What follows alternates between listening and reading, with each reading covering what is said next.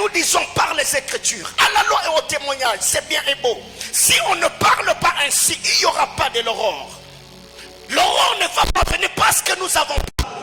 Mais l'aurore va paraître parce que nous avons respecté les normes, le principe, et nous n'avons pas bien placé les normes posées par le Père. Et c'est que j'aime dans les discours du frère Paul est en train de dire, grâce au secours de Dieu, j'ai subsisté jusqu'à ce jour.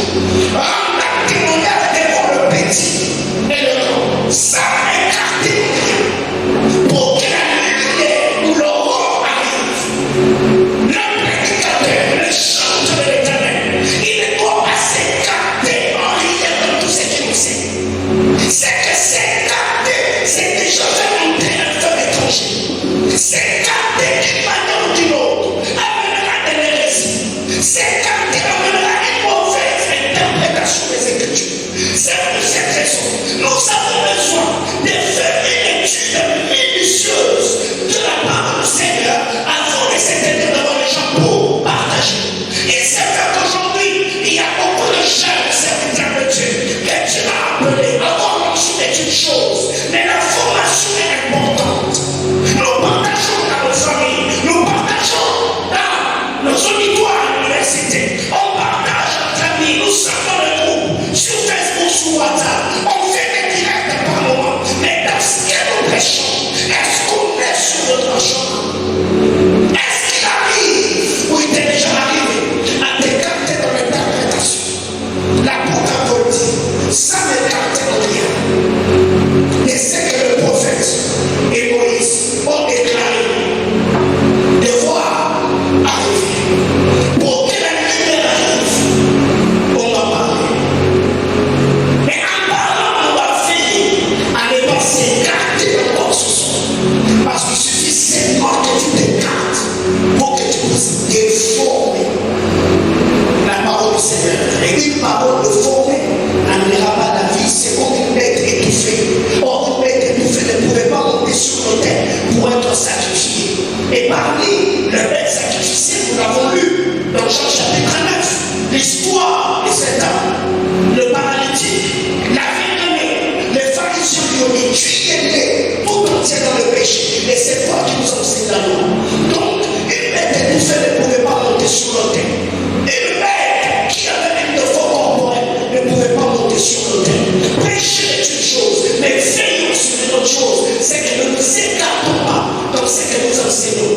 C'est ainsi que la lumière, l'aurore, pourra jaillir pour la bénédiction et la visitation du peuple. Que quelqu'un me dise amen. Bien le faire. Et si je voudrais dire ceci, prête-moi de l'attention. Après avoir fait une très longue étude, scrutant les Écritures, je finis par comprendre la connaissance doit précéder les cultes. Dis à ton voisin, la connaissance doit précéder les cultes. Quand je parle des cultes ici, je suis en train de faire allusion au service que nous rendons au Seigneur. La connaissance doit précéder les cultes. La connaissance doit précéder le service. Lisons Proverbe chapitre 28, le verset 9. Ces cultes, c'est le culte de faiseur de prêche. Un culte où nous enseignons la parole de Dieu. Et on va lire par la grâce du Seigneur. La Bible déclare, Proverbe chapitre 28, le verset 9. Si quelqu'un me tourne l'oreille pour ne pas écouter la voix, sa prière même est une abomination. L'abomination dit, si quelqu'un s'en fout à ne pas être enseigné, sa prière énerve Dieu.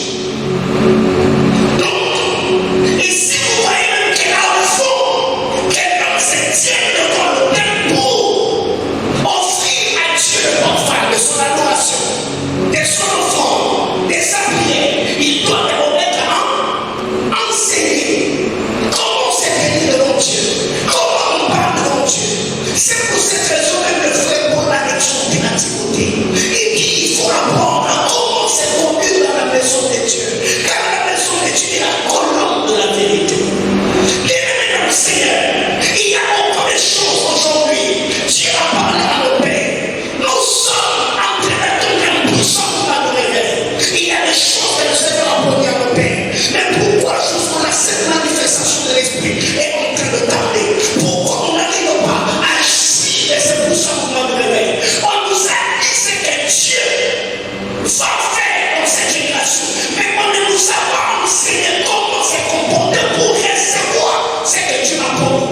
C'est là le problème. Dieu peut toujours parler, mais la personne qui doit recevoir la visitation doit être enseignée comment il doit se comporter, comment il doit faire pour recevoir le mouvement ou la visitation du Seigneur.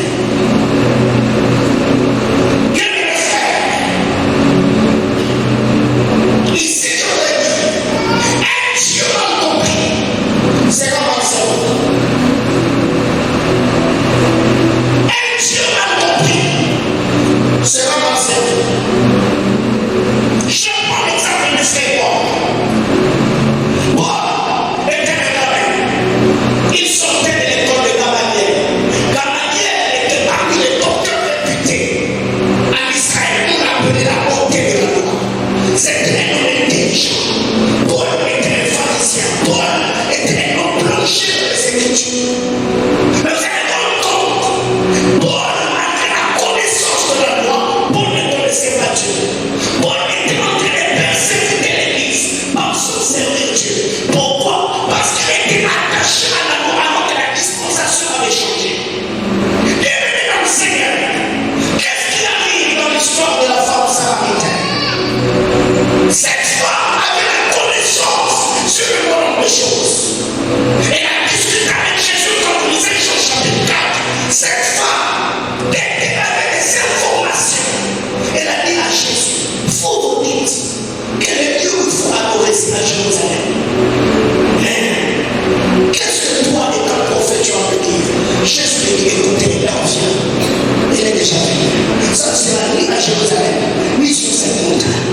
Le vrai adorateur. Jésus est venu, si tu veux le fixer. Le vrai adorateur adorera le Père en l'esprit et en vérité. Bien-aimé dans le Seigneur, l'ignorance peut produire l'idolâtrie. Cette femme, pourquoi elle avait sa cruche à l'époque tout le temps? Parce qu'elle manquait l'information dont elle avait besoin. Avant de servir, laisse-moi enseigner. C'est pourquoi dans cette juridiction, nous avons l'habitude d'enseigner sur la vision. C'est que Dieu nous a dit. On communique le valeur du royaume. Pourquoi? Parce que si tu es bien équipé, je dirais même que tu seras efficace dans ton service. Paul pense servir Dieu alors qu'il est en train de persécuter les gens qui pensent se servir. Qu'est-ce qui a fait que le fils de Élie a même sur le terre de feu étranger? L'ignorance. Il ne s'était pas enseigné. La Bible dit c'est eux qui découvrent son oreille de la loi. Sa prière même est une abomination. Donc, pour bien servir Dieu, tu dois être enseigné. Comment se tenir devant Dieu? Comment prier? Et le disciple était sincère, ils ont dit à Jésus. Jean a dit ça, enseigne à ses disciples. Mais toi, enseigne comment prier. Jésus leur dira, quand vous voulez prier la prière sacramentale, dites ceci. Notre Père qui es aux cieux, que ton nom soit sanctifié, que ton règne vienne, que ta volonté soit faite sur la terre comme au ciel. Donne-nous aujourd'hui notre pain quotidien. Pardonne-nous nos offenses. Nous connaissons cette prière, nous le récitons. Mais il se fait rendre compte, avant de commencer à faire quoi que ce soit, Pierre, malgré son âge, il est allé au pied de Jésus. Il s'est assis. Pendant 3 ans, on a enseigné. Et voyez comment Pierre était efficace. Bien-aimé dans le Seigneur, c'est qui est bon. Il y a des gens aujourd'hui qui passent leur temps à chercher Dieu, à prier sur la voyance, mais ils ont du mal à s'asseoir pour apprendre les rudiments de la vie chrétienne. Alléluia. Bien-aimé dans le Seigneur, dis à ton voisin, un Dieu mal compris sera mal servi. Car l'ignorance produira l'idolâtrie. Alléluia. Dans le chapitre 1er, le verset 4.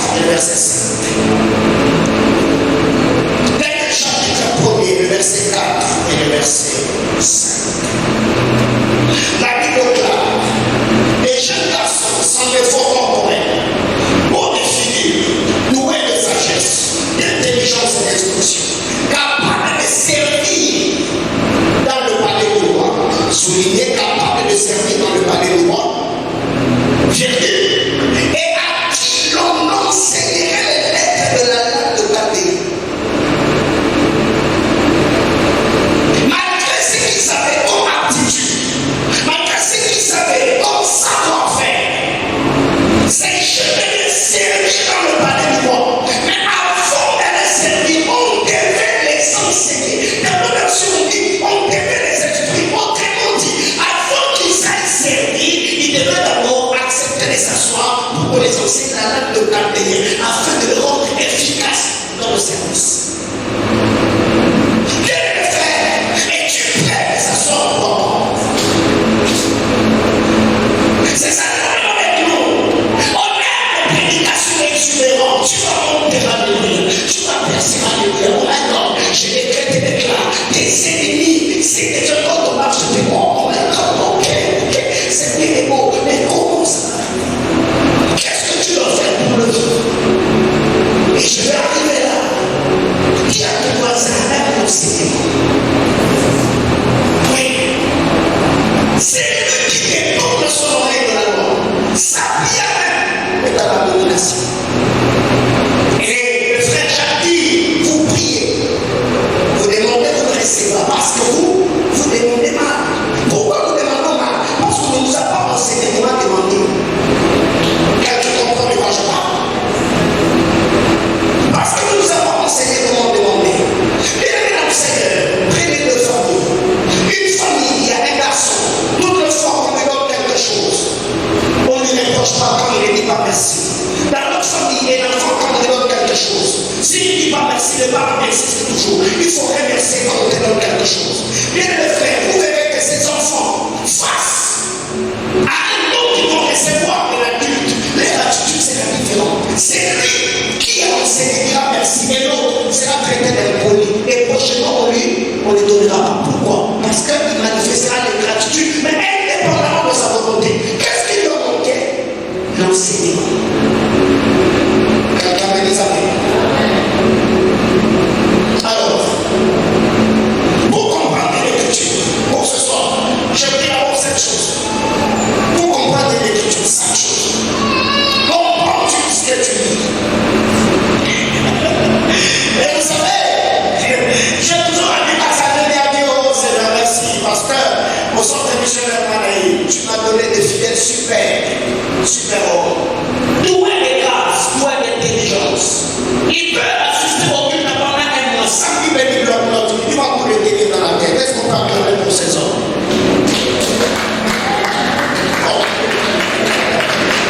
Non, vous êtes super. Vous êtes super. Un mois, sans lui bénir leur note, il vient à l'église, il entre, il sort. Non, il est doué. Et pour cela, je l'embrasse pour les dons que vous êtes pour ma vie. Alléluia. Oh my God. Chaque chose, chaque démarche, chaque méthodologie pour arriver à la compréhension de l'écriture. La première des choses, il faut d'abord commencer à être en contact avec l'écriture. Il faut être en contact avec l'écriture.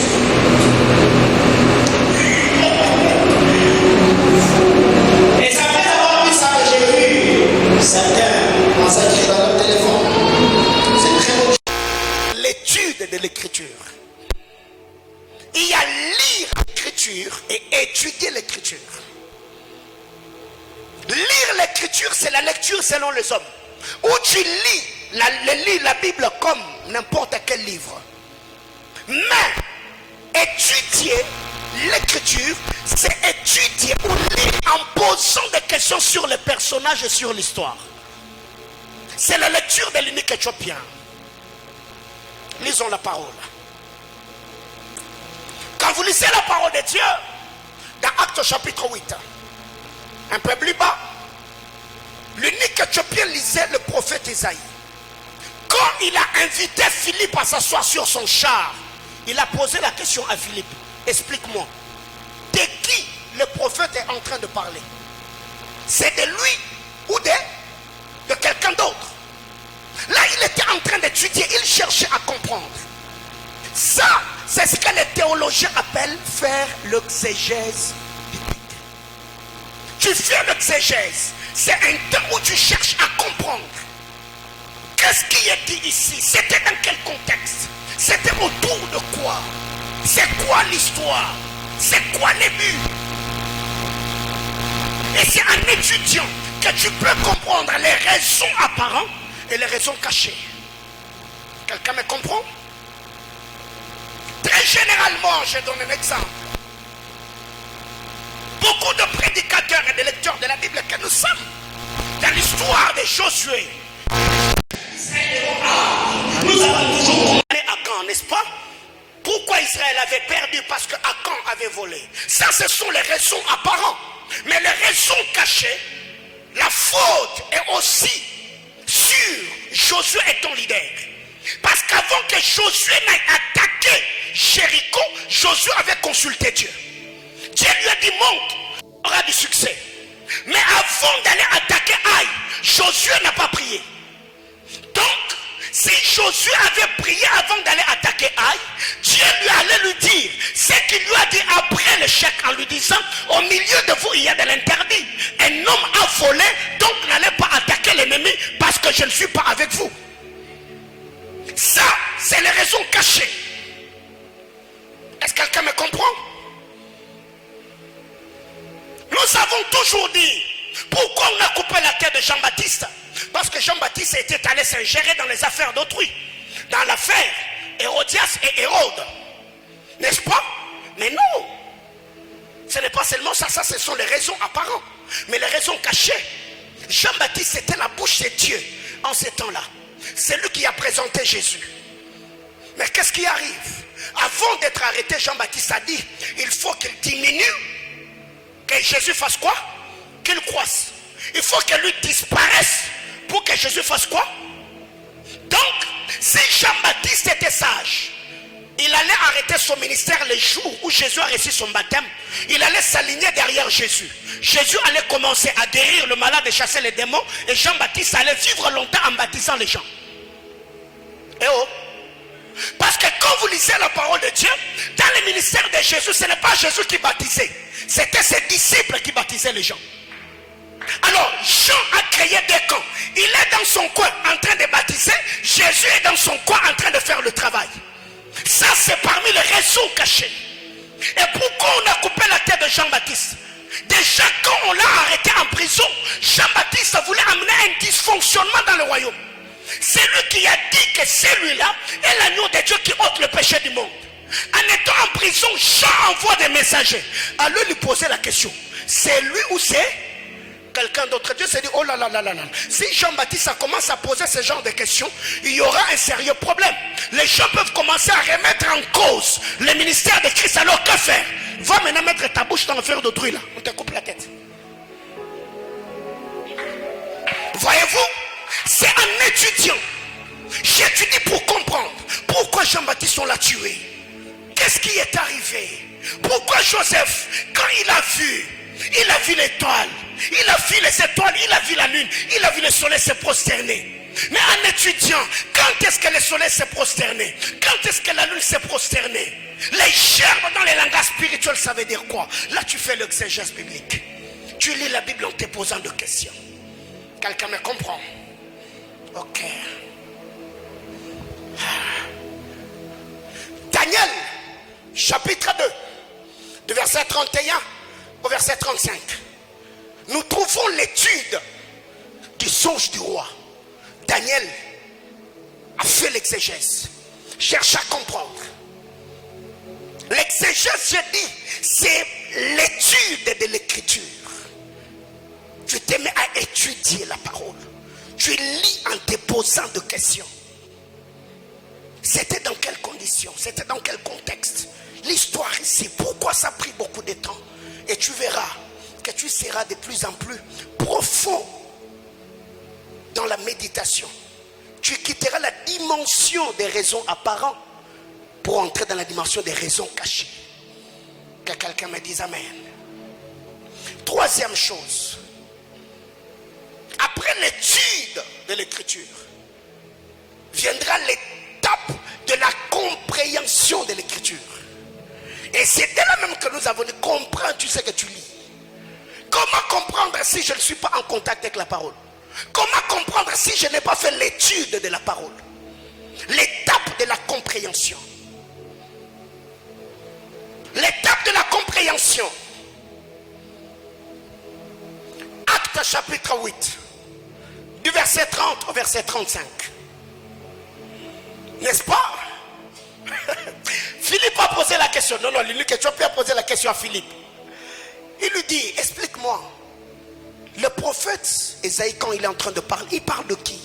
Il parle de lui ou il parle de quelqu'un d'autre? La Bible déclare, à partir de ces versets-là, Philippe, ouvrant la bouche, commence à lui annoncer la parole de Christ. Donc Philippe a commencé à faire comprendre à l'unique Éthiopien que Ésaïe ne parlait pas de lui.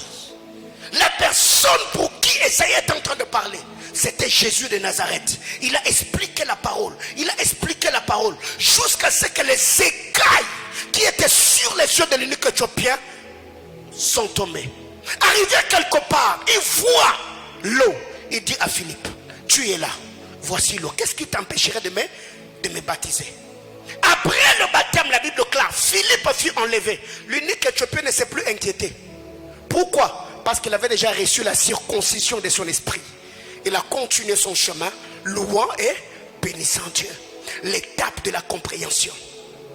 Quand vous lisez l'histoire de Daniel chapitre 2, il y a tout ce que je suis en train de dire. Daniel devait comprendre les songes du roi.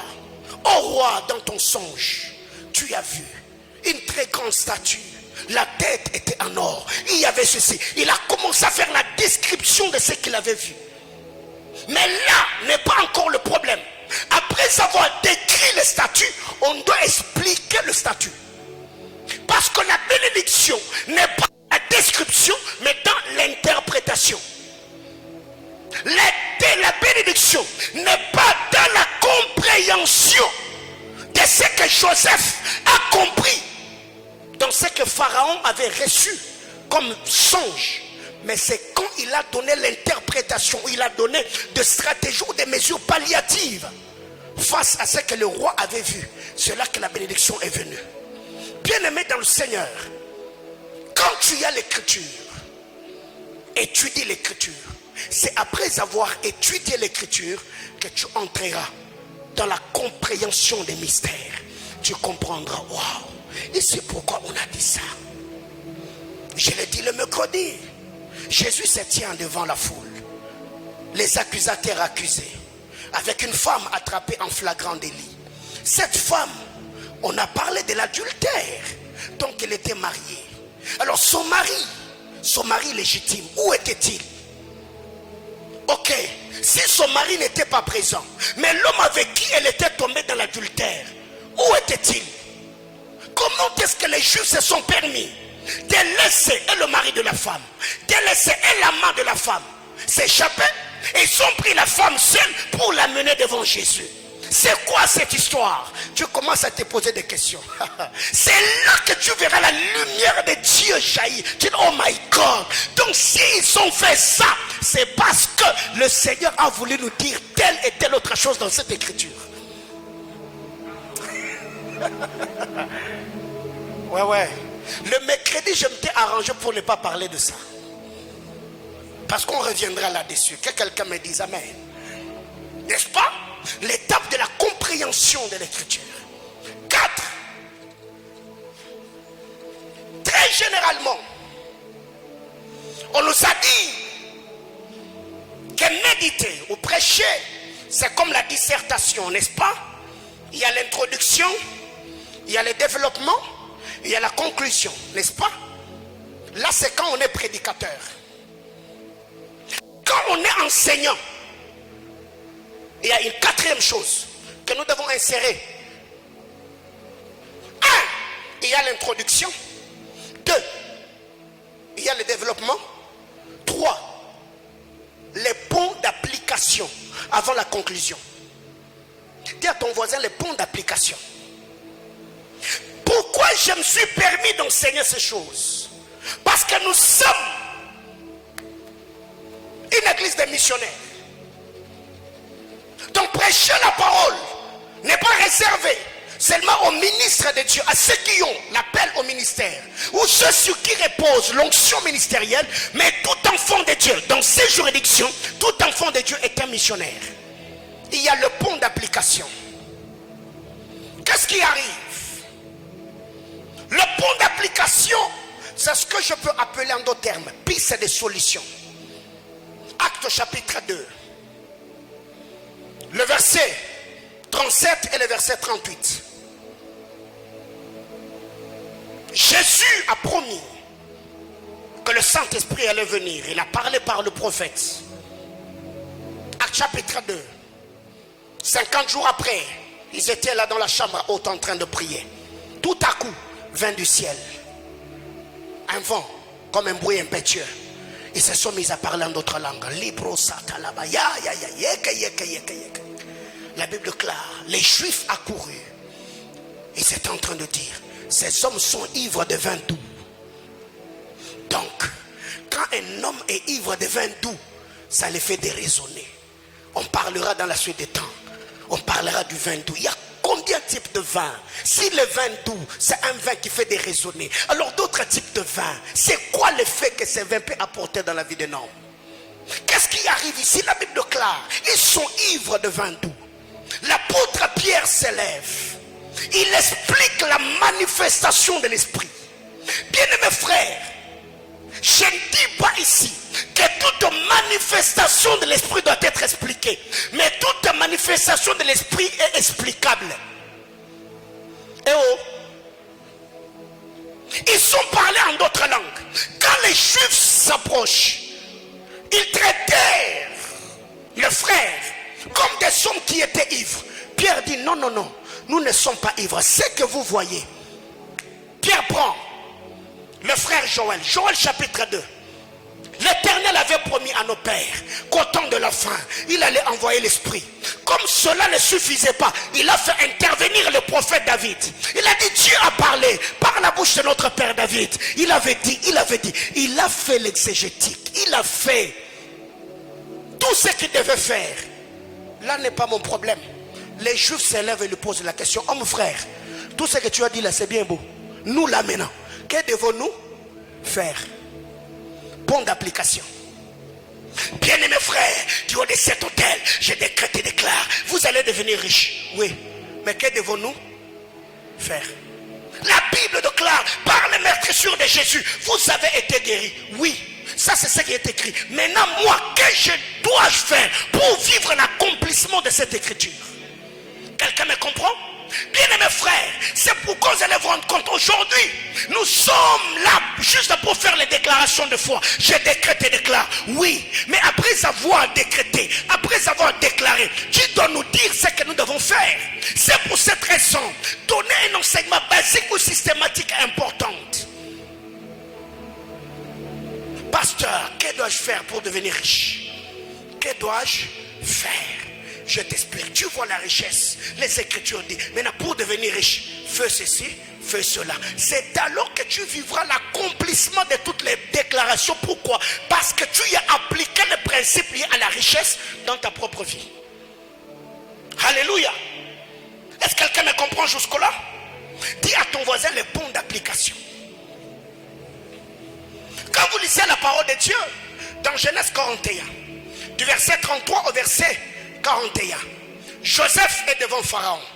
Il dit à Pharaon, écoute, ce que tu as vu, cela veut seulement dire la même chose. Les 7 vaches grasses et les 7 épis grasses, c'est la même chose. Les 7 vaches maigres et les 7 épis maigres, c'est la même chose. Dieu a dit, il y aura 7 années de ceci, de cela. Alors, Joseph, que devons-nous faire pour ne pas être détruits, ou pour que nous ne puissions pas mourir de faim pendant les 7 années de sécheresse?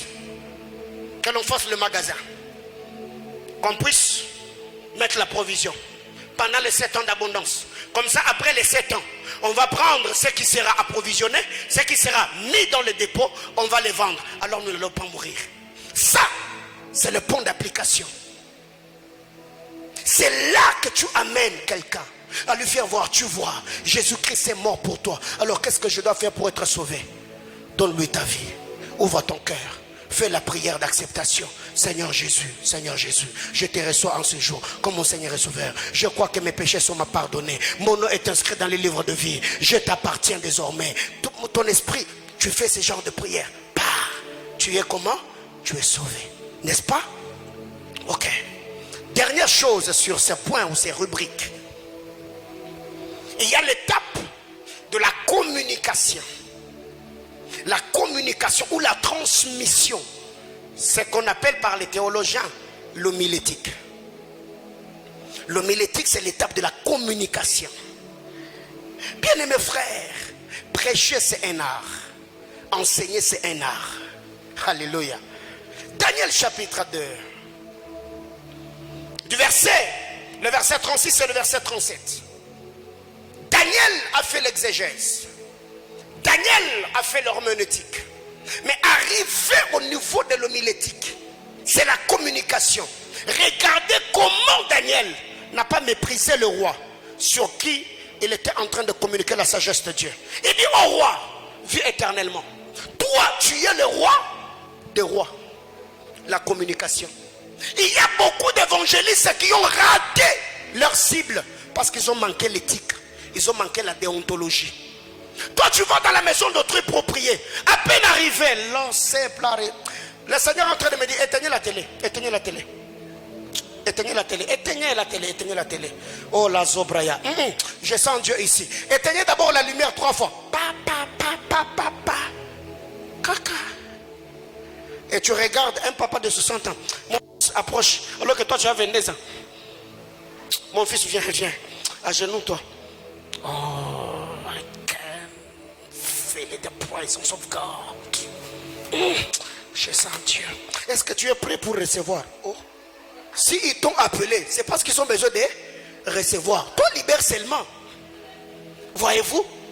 Dis à ton voisin, il faut apprendre à communiquer. Tu es évangéliste, tu vas dans un taxi-bus, tu prêches. Nous savons très bien que quand un homme parle beaucoup, il finit toujours par postillonner. Il y a des postillons qui sortent de sa bouche. Mais quand tu es en train de prêcher, prends même ta Bible, mets-la. Mets même ta main. Non, parce que toi tu es sous l'onction. Frère, même quand tu pries pour quelqu'un, tu ne peux pas. Quelqu'un est à genoux comme si toi tu es en train de prier. Et tes postillons, il est déjà déconcentré là même. Tu dis, dis amen. Il dit seulement amen pour te dire, papa, arrêtez seulement.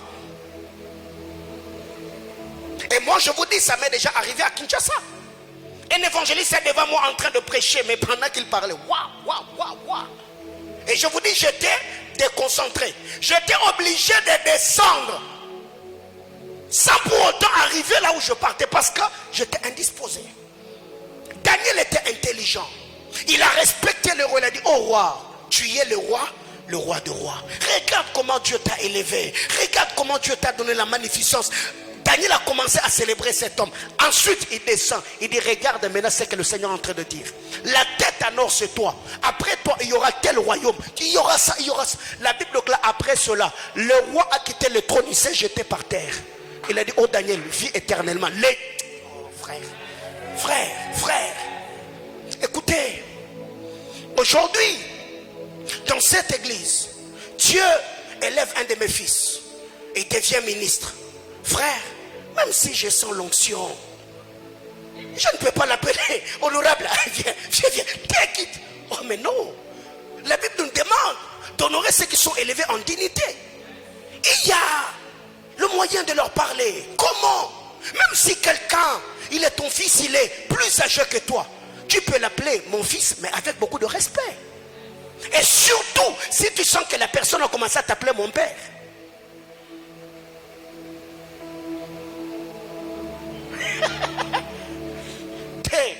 Toi tu as 18 ans, tu regardes la maman d'autrui, elle a 70 ans, tu l'appelles à l'eau, ma penza, ma fille. Oh.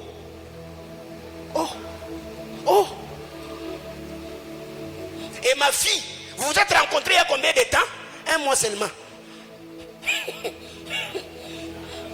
Quelqu'un comprend de quoi je parle?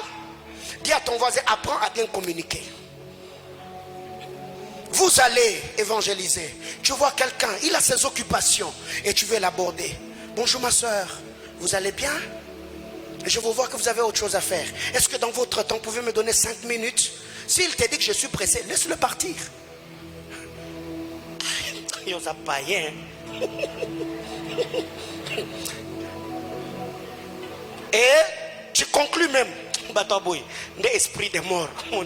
Esprit de mort. Azobo évangile. Oh papa, il n'est pas obligé de recevoir ton évangile. C'est toi qui as besoin de lui. Fais voir à la personne que tu veux. Est-ce que je peux te déranger? Puis-je te prendre 5 minutes de ton temps? Ok, pas de problème. Prenons le temps. Prions. Seigneur, je te rends grâce. Merci beaucoup ma soeur. Est-ce qu'on peut ouvrir la Bible? Poliment, gentiment, tu communiques.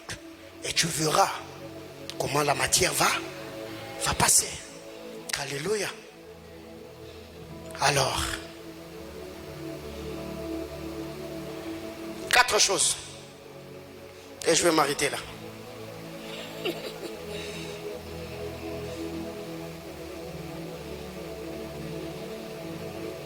Quatre choses. Je viens de parler de 5 choses. J'ajoute 4 autres choses. Et je m'arrête.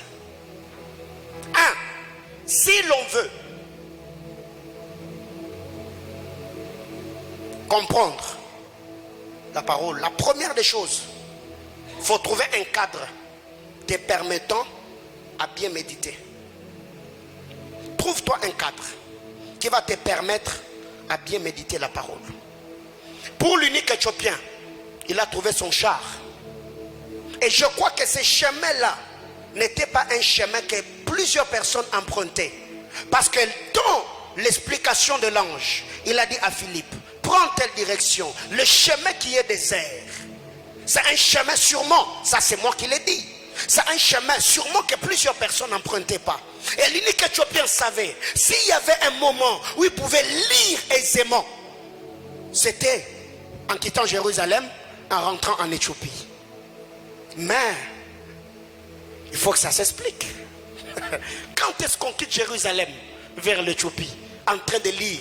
Pas n'importe quel prophète, le prophète Isaïe. C'est un prophète messianique. Et là, je nous ramènerai dans la ligne des temps prophétiques. Quand est-ce qu'on est censé faire ce genre de méditation?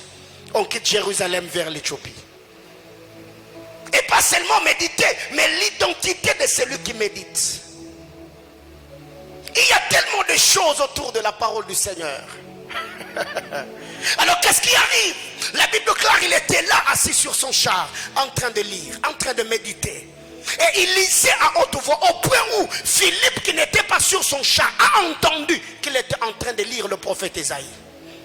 Trouve-toi un cadre qui va te permettre à bien méditer la parole. Tu peux peut-être lire la nuit, tu peux lire très tôt le matin, tu peux lire dans le jardin de la maison, tu peux t'enfermer dans ta chambre. Pour Isaac, quand vous lisez la parole de Dieu, Genèse 24, le verset 63, la Bible claire, Isaac sortit au temps du soir, il était dans le champ en train de réfléchir. La Bible claire, un homme qui réfléchit sur les choses, il trouve le bonheur. La loi de la réflexion, de la méditation est importante. Donc tu dois te trouver un cadre où tu dois lire la parole. Et je crois, maman Patti là derrière ne va pas me contredire. Quand je travaille, je n'aime pas que les enfants soient autour de moi. Pourquoi? Parce que ça me perturbe. Il faut apprendre comment te concentrer quand tu es face à la parole de Dieu. La Bible, les Saintes Écritures est comme une mine. Une petite perturbation peut te déconcentrer, te déconnecter. Surtout quand tu es en train de suivre le filon de la révélation. Ça peut te désorienter. Donc, il faut te trouver un cadre te permettant à très bien lire la parole de Dieu. Tu es dans l'auditoire où je médite la parole de Dieu. Dans ton auditoire, frère, les X et les Y autour de toi sont en train de déranger. Non, dis-toi que là je suis en train de lire. Mais étudier la Bible, ça demande un temps, un calme, une concentration. À moins que tu sois quelqu'un qui est à l'aise dans les bruits. Quelqu'un comprend de quoi je parle? Oui. Donc si tu es celui qui peut méditer la parole de Dieu, même si il y a des gens qui parlent dans une fête, il y a mais quelqu'un qui veut comprendre. C'est pour cette raison même le bien-aimé Sauveur, il ne priait pas n'importe où, il ne priait pas n'importe quand. Très tôt le matin, il était dans le désert en train de chercher Dieu. Quelqu'un me comprend? Oui. Deuxième chose, Pour comprendre une écriture, il faut lire en face du chandelier. Daniel chapitre 5, le verset 5. Lisez l'écriture en face du chandelier. Daniel chapitre 5, le verset 5. Je ne vais pas m'attarder là-dessus parce que j'avais expliqué ça. Quand la main invisible est descendue, écrivant sur le mur du palais royal, la Bible déclare, c'était en face du chandelier. Et c'est quand le chandelier était encore allumé que Samuel a pu entendre une voix du Seigneur qui l'appelait. La Bible déclare, la lampe du temple n'était pas encore éteinte. Quand est-ce que la lampe s'éteint? Et c'était à quelle heure ces heures-là? Ce sont des questions que les lecteurs de la Bible doivent se poser. Et pourquoi quand Samuel a entendu la voix qui l'appelait, il a couru pour aller voir Élie. Et dans la révélation, cela veut dire quoi? La démarche de quitter là où il était son siège pour aller de l'autre côté. Alors que dans l'histoire du père Adam, quand Adam a entendu la voix de Dieu, l'appelait par son propre nom, Adam a fui, il est allé se cacher. Pourquoi? Parce que la lampe était éteinte. Je parle de la communion, je parle de l'intimité. Mais quand Samuel entend la voix de Dieu, heureusement pour lui, la lampe était allumée. Bien-aimé frère, ma prière devant le trône de Dieu est que ta lampe ne s'éteigne jamais. Même quand tu traverseras la vallée de l'ombre de la mort, que la lampe, je disais à quelqu'un, que ta lampe reste allumée afin que tu puisses entendre la parole de Dieu, même dans le silence absolu, que ta sensibilité spirituelle se développe de plus en plus, où tu peux entendre Dieu distinctement comme tu entends le son de ma voix. La lampe n'était pas encore allumée. Et en ces temps, plusieurs ne voient pas la gloire de Dieu parce que plusieurs lampes sont éteintes. Donc il faut apprendre à lire en face du chandelier. Lire avec le Saint-Esprit par l'illumination de l'Esprit. C'est pourquoi avant d'ouvrir la Bible, il faut prier. La Bible déclare, c'est poussé par le Saint-Esprit que les hommes ont parlé de la part de Dieu. Ceux qui ont parlé par la poussée de l'Esprit. Donc ceux qui doivent entendre doivent également entendre par la poussée de l'Esprit. Père, je veux lire ta parole. Que les écailles tombent. Donne-moi les yeux qui voient derrière le voile. Donne-moi une oreille qui entend derrière. Oh mon Dieu, oh mon Dieu, oh mon Dieu. J'ai à faire. Bien, ça fait beau. C'est beau de faire parler les Écritures. C'est très beau. Comprendre la parole de Dieu, c'est très beau. Troisièmement, après lire en face du chandelier, la méditation où le Saint-Esprit t'illumine, c'est le chandelier qui te permet à comprendre ou à lire ce qui est derrière l'écriture. 3, je ne vais pas non plus m'attarder là, c'est l'ouverture de ton intelligence. Luc chapitre 24, le verset 45. Ils étaient avec Jésus sans le reconnaître. Même si leur cœur brûlait au-dedans d'eux, mais ils avaient comme la cécité spirituelle. Ils n'arrivaient pas à voir. Il a fallu qu'ils entrent dans cette maison et que Jésus puisse rompre le pain. C'est là que les écailles sont tombés. Ils sont reconnus. Aussitôt reconnus, Jésus a disparu.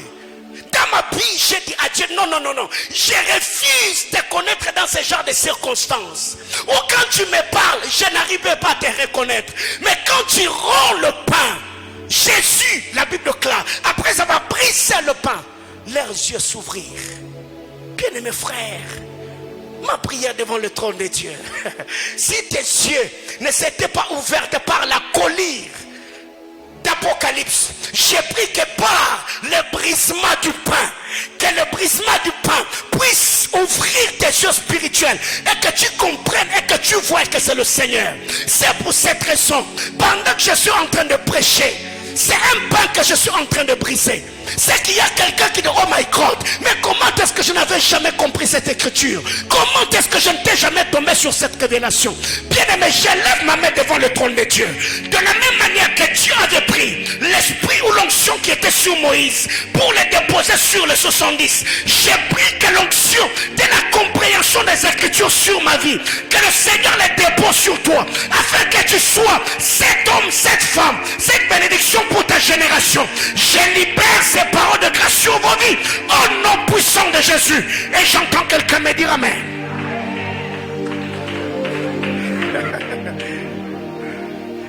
Vous savez, c'est quoi le problème? La Bible déclare, le Seigneur souffla sur eux. Elle leur dit quoi? Recevez-les. Par les souffles, il souffla. Recevez.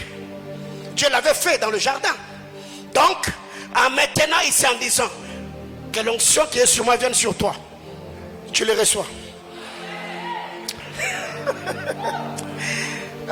Dis à ton voisin que j'aime ces choses. L'ouverture de ton intelligence. Jésus prêchait, leur cœur brûlait, leur cœur battait, mais les yeux, il a fallu qu'on se tienne à la table, le repas du Seigneur. Ils sont en face et Jésus est en face. Il brise le pain. La Bible déclare, après avoir brisé le pain, comment est-ce qu'ils ont compris? Qu'est-ce qui s'est réellement passé? Et comment la Sainte Seine s'est prenée en Israël? Des questions que tout lecteur de la Bible se pose. Quand ces hommes allaient, ils avaient des projets. Ils ont quitté Jérusalem. Ils avaient certains projets. Mais quand Jésus a rompu le pain et qu'ils l'ont reconnu, ils ont mis de côté leur programme. Ils ont dit non, non, non, non. On ne passera plus nuit ici. On va aller annoncer aux autres. Bien-aimés frères, quiconque reçoit la révélation et le garde pour lui-même, il n'a jamais connu Dieu.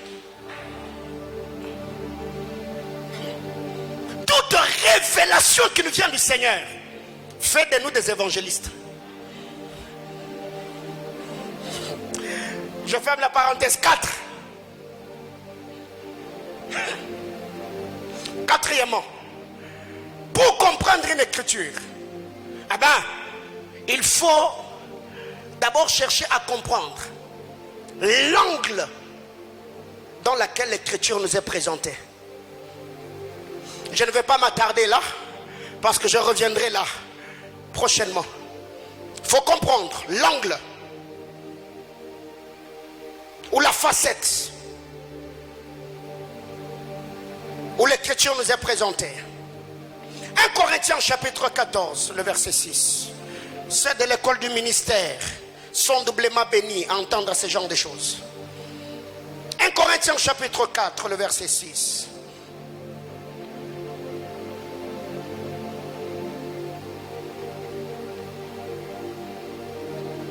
Corinthiens 14, excusez-moi. 1 Corinthiens 14, le 6e verset.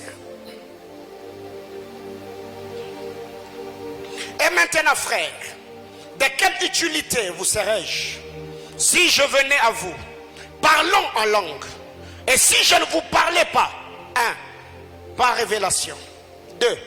Par connaissance. 3. Par prophétie. 4. Par doctrine.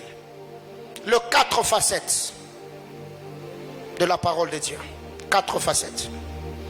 Une écriture peut être abordée dans la révélation, dans la doctrine, dans la prophétie ou dans la connaissance.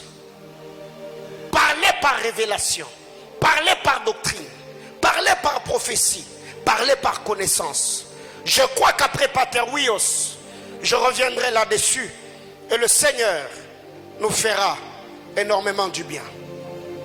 Bien-aimés frères, quand vous lisez la parole de Dieu dans Genèse chapitre 2, le verset 28, la Bible nous dit que dans le jardin d'Éden, il y avait une source qui avait pour but d'arroser tout le jardin. Mais la source qui arrosait le jardin s'est divisée en 4 bras. Pour que le jardin, la source qui était dans le jardin, puisse arroser tout le jardin, la source devait se diviser en 4 bras. À gauche, à droite, à l'est, à l'ouest, au nord, au sud. Pas 4 sources. Cette fleuve s'est divisée en 4 pour arroser tout le jardin. Ici, le jardin, c'est l'église du Seigneur. Cette source, c'est l'évangile ou la parole qui peut être prêchée ou présentée en 4 bras, 4 facettes. Doctrine, révélation, prophétie et connaissance. Jacob avait combien de femmes? 4. Avec les 4 femmes, Jacob a eu 12 enfants. Sans les 12, il n'y a pas de doctrine. Quand vous allez dans la nouvelle Jérusalem céleste, on nous dit qu'il y a combien de portes? Sur les 12 portes, il y a les noms des 12 apôtres de l'agneau. Quand vous lisez la parole de Dieu, Exode chapitre 27, le verset 1er. Quand Dieu a parlé à Moïse de construire l'autel de l'Holocauste, il lui a dit que l'autel doit avoir la forme carrée. Tous les coins de l'autel avaient des mesures égales. Et quand vous allez dans Apocalypse chapitre 21, le verset 16, on nous présente la nouvelle Jérusalem céleste. On nous dit que la ville avait la forme carrée. Quand vous allez dans les torrents d'Ézéchiel, il y a 4 dimensions. L'eau est au niveau des chevilles, l'eau au niveau des genoux, l'eau est au niveau des reins. Ça devient une source dans laquelle on peut nager. Bien aimés frères, après Pater, oui, il ne faut pas manquer. Je parlerai sur comment interpréter une écriture dans la révélation, comment l'interpréter dans la prophétie, comment interpréter une écriture dans la doctrine et dans la connaissance. Et je vous assure, ça sera très bénissant. Que Dieu nous bénisse abondamment.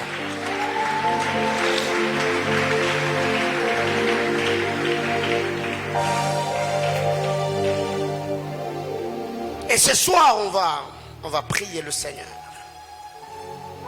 Pendant 5 minutes, on va prier Dieu. Bien-aimés, écoutez, nous avons dit, Daniel, Ézéchiel plutôt, c'est un chantre qui possède une belle voix, qui est doué dans la musique. Tu vas prier pour ton cœur, tu vas dire à Dieu, je veux que mon obéissance provienne de ma foi. Nous avons dit que la foi véritable provienne, l'obéissance véritable provienne de la foi. Tu vas prier pour ton cœur, que le Seigneur te fasse grâce et que tu obéisses à sa parole. Que le Seigneur t'assiste et te soutienne. Et qu'en cette saison, que les promesses de Dieu se fassent chair dans ta vie. Est-ce que quelqu'un peut-il élever la voix et prier le Seigneur? Peut-il élever la voix et parler à Dieu? Alléluia. Parle à Dieu, prie le Seigneur.